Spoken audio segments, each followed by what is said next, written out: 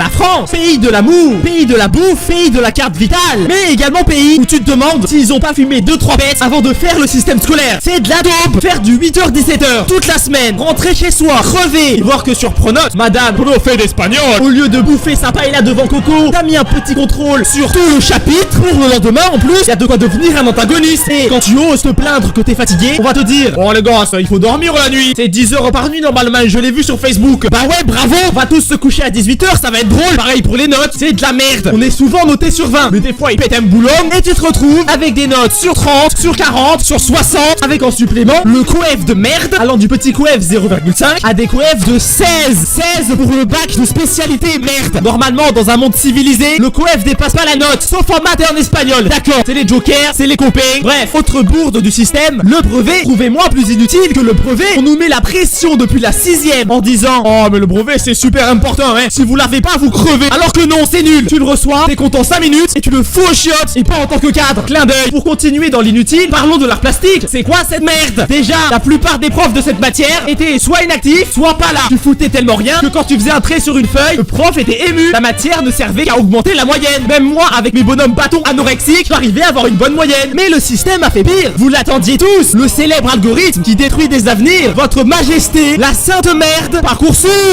Chose rigolote, tout est dans le titre. Parcoursup supprime ton parcours scolaire. Il nous nargue en plus pour prouver une nouvelle fois que c'est de la grosse merde. Une meuf a envoyé sur Parcoursup une recette de cuisine à la place d'une lettre de motivation, et elle a été acceptée dans une école. Il y a un petit problème là, non? Il fallait me le dire que pour rentrer chez Google, il suffisait de faire un bon bœuf bourguignon avec ses carottes fondantes. Bref, j'ai aussi envie de râler sur la cantine, car c'est une vraie merde. Déjà, c'est pas bon, je vous apprends rien, mais s'il vous plaît, faites un effort sur le pain, merde. C'est de l'obsidienne le truc. C'est un parpaing? C'est un parpaing. Tu peux faire ton CAP maçonnerie avec, ou jouer à la pétanque avec les collègues. Enfin bref, le système scolaire est imparfait, punitif et parfois vide de sens. Mais c'est à nous de s'y adapter, de le changer, de le transformer. Car sans élèves, le système n'est rien. Alors n'apprenez plus pour les notes, mais apprenez pour vous et seulement vous.